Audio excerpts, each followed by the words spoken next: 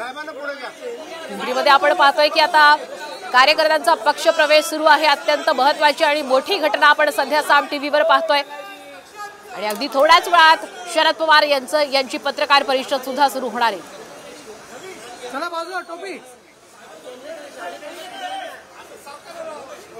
आज पिंपरी चिंचवडमध्ये आपण पाहतोय मोठ्या प्रमाणात पक्षप्रवेश आज पाहायला मिळतोय।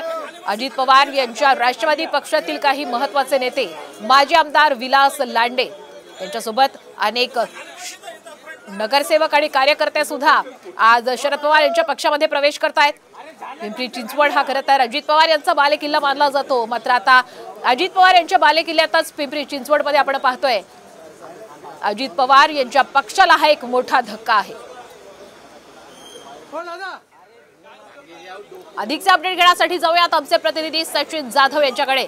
सचिन, आपण पाहतोय पिंपरी चिंचवडमध्ये आता मोठा पक्षप्रवेश सोहळा सध्या रंगतोय। अजित पवार यांच्या पक्षातील काही महत्त्वाचे नेते आता शरद पवार यांच्या पक्षामध्ये दाखल होत आहेत। हा अजित पवार यांना मोठा धक्का मानायचा?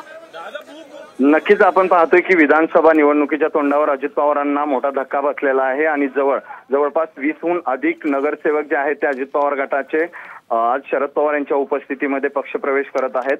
अजित पवार गटाचे शहर अध्यक्ष अजित गव्हाणे यांच्यासोबत सगळे हे कार्यकर्ते आणि नगरसेवक जे आहेत ते माजी नगरसेवक हे सगळे प्रवेश करत असताना येणाऱ्या विधानसभा निवडणुका असतील किंवा त्यानंतर होणाऱ्या स्थानिक स्वराज्य संस्थांच्या निवडणुका असतील त्या पार्श्वभूमीवर या पक्षप्रवेशाला खूप महत्त्व जे आहे ते प्राप्त झालेलं आहे।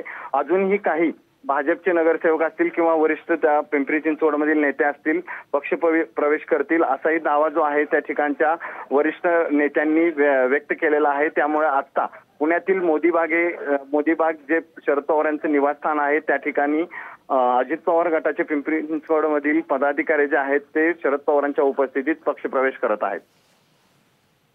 नक्कीच धन्यवाद सचिन, आपण दिलेल्या संपूर्ण अपडेट बद्दल। तर आपण सध्या पुण्यातली ही महत्त्वाची दृश्य पाहतोय। मोदी बागेमध्ये सध्या हा पक्षप्रवेश सोहळा रंगतोय। यामध्ये माजी आमदार विलास लांडे यांच्यासह शहराध्यक्ष आणि त्यांच्यासोबत काही नगरसेवक सुद्धा आज शरद पवार यांच्या राष्ट्रवादी काँग्रेसमध्ये प्रवेश करतायत।